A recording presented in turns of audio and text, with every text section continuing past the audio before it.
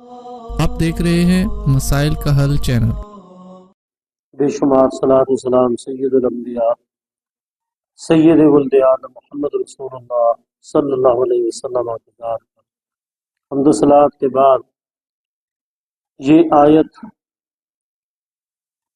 اس عظیم سورت کا حصہ ہے جس کے بغیر اللہ تعالی کسی نمازی کی نماز کو قبول نہیں کرتا جب تک وہ اس سورہ مبارکہ کو نہ پڑھے، چاہے وہ امام ہے، چاہے مقتدی ہے، چاہے نماز سری ہے، چاہے نماز جہری ہے، چاہے نماز فرض ہے، چاہے نماز نفل ہے، چاہے جمعہ کی نماز ہے، عیدین کی نماز ہے، استسقاء کی نماز ہے یا نماز جنازہ ہے، جب تک کوئی شخص اس سورہ مبارکہ کو نہیں پڑھتا اس کی نماز اللہ تعالی قبول نہیں کرتا۔ جیسا کہ رسول اکرم صلی اللہ علیہ وسلم کا صحابی عبادہ بن صامت رضی اللہ تعالیٰ عنہ بیان کرتے ہیں، نبی صلی اللہ علیہ وسلم نے فرمایا لا صلاۃ لمن لم یقرأ بفاتحۃ الکتاب،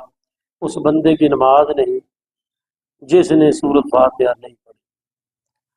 اسی سورہ مبارکہ کے اندر جسے سورۃ فاتحہ بھی کہتے ہیں، ام الکتاب بھی کہتے ہیں، تو اس کے اندر یہ آیت ہے ایاک نعبد و ایاک نستعین، یہ ایاک اس کو ضمیر کہتے ہیں اور یہ ضمیر منفصل ہے، جب یہ مقدم آئے تو اس کے اندر حصر کا معنی پیدا ہو جاتا ہے، تاکید کا معنی پیدا ہو۔ ایاک نعبد، صرف تیری ہی ہم عبادت کرتے ہیں، و ایاک نستعین، اور صرف تجھ ہی سے ہم مدد مانگتے ہیں۔ عبادت صرف ایک اللہ کے اور مدد مانگنا بھی صرف اللہ سے۔ دیکھیں ہم دنیا کے اندر بھی ایک دوسرے سے مدد مانگتے ہیں، کسی کو پیسوں کی ضرورت ہے تو پیسے مانگ لیتا ہے، کسی کو سواری کی ضرورت ہے تو سواری مانگ لیتا ہے، کسی کو عارضی طور پر کوئی سودا سلف کی ضرورت ہے ادھار کے طور پر وہ لے لیتا ہے، کوئی دکھ ہے، سکھ ہے، خوشی ہے، غمی ہے، ہم ایک دوسرے سے تعاون مانگتے ہیں۔ یاد رکھیں اس تعاون سے مراد جو قرآن کی آیت میں ہے یہ تعاون مراد ہے، یہ تعاون مراد ہی نہیں۔ اس تعاون سے مراد ہے کبھی ہم یوں نہیں کہتے کہ اللہ تعالی ہمیں بس ابھی پیسے دے دیں، جس طرح ہم کسی کے پاس جا کے کہتے ہیں کہ پیسے دے دو، ایسے ہم پیسے نہیں مانگتے۔ اس مدد سے مراد ہے کہ دنیا کے اندر ہم جس سے بھی کوئی مدد مانگتے ہیں تو وہ اسباب کے تحت مدد مانگتے ہیں۔ ایک آدمی کے پاس موٹر سائیکل ہے تو آپ موٹر سائیکل مانگیں، اگر اس کے پاس موٹر سائیکل نہیں ہے اور آپ اسے مانگنے جائیں کہ مجھے موٹر سائیکل چاہیے، وہ کہے گا بھائی میرے پاس تو موٹر سائیکل ہے ہی نہیں۔ ایک آدمی کے پاس پیسے ہیں تو آپ پیسے مانگیں گے، اگر اس کے پاس پیسے نہیں اور آپ کو بھی پتہ ہے اور آپ اسے مانگنے جائیں تو کہے گا بھائی میرے پاس تو ہے ہی نہیں۔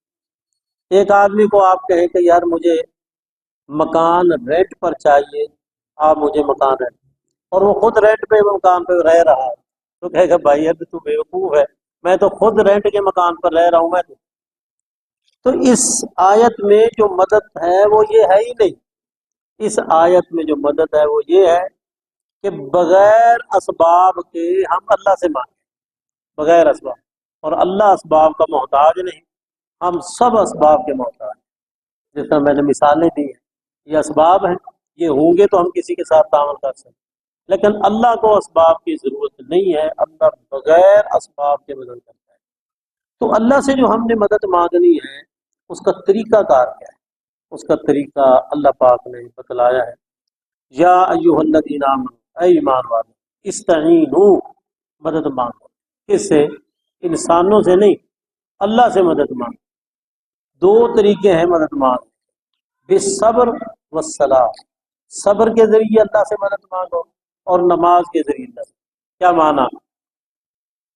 تجھے کوئی پریشانی ہے، کوئی تکلیف ہے، کوئی تیری ضرورت ہے تو تو جب صبر کرے گا تیری مدد خود بخود اللہ تعالیٰ کرے گا، یہ اللہ کا وعدہ ہے۔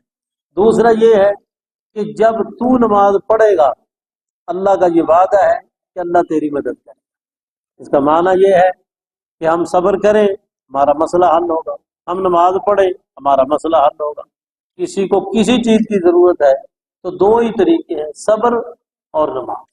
सब्र का फिर आगे जो वो उसकी वजाहत है, उसका माना मफहूम है।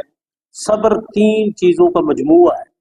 सब्र तीन चीजों का नंबर एक कि आप अपने आप को नेकी के लिए पाबंद कर।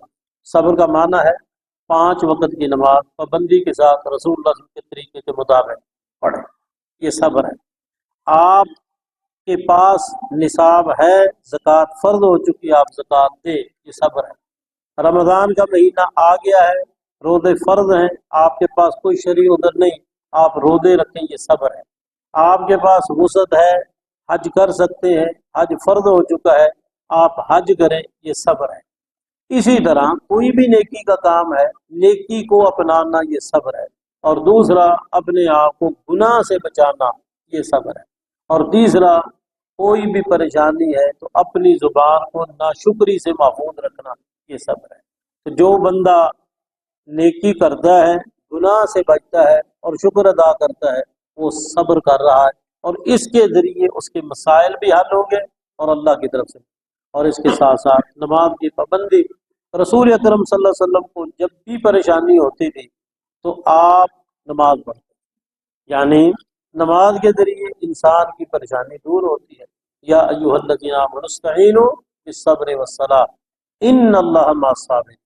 और फिर आगे कहा कि अल्लाह सब्र करने वालों के साथ है। क्या माना? अल्लाह की मदद, अल्लाह की रजा, अल्लाह की मोहब्बत, अल्लाह की तरफ से नुसरत, वो किसके साथ है? सब्र करने वालों के साथ। और सब्र करना, वस्बिर, सब्र कर, वमा सब्रुका इल्ला बिल्लाह, सब्र जो है इल्ला बिल्लाह, इल्ला बितौफीक, अल्लाह की तौफीक से ही बंदे को सब्र आता है। और अल्लाह की तौफीक किसके लिए होती है? अल्लाह की तौफीक उसके लिए होती है जो अल्लाह की तरफ रुजू करता है।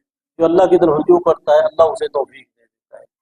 और सब्र जब कोई बंदा करता है तो फिर उसका जो अजर व हिसाब है, इन्नमा युवफ़्फ़स साबिरूना अजरहुम बिगैर हिसाब, अल्लाह ने इसका जो अजर व सवाब है उसका कोई हिसाब ही नहीं है, उसका कोई शुमार ही नहीं है। अल्लाह ताला हमें साबिर भी बनाए, शाकिर भी बनाए, अल्लाह हमें सही मानों में नमाजी बनाए। आमीन। व अक़ूलु क़ौली हाज़ा व आखिरु दावाया अनिल हम्दुलिल्लाहि रब्बिल आलमीन।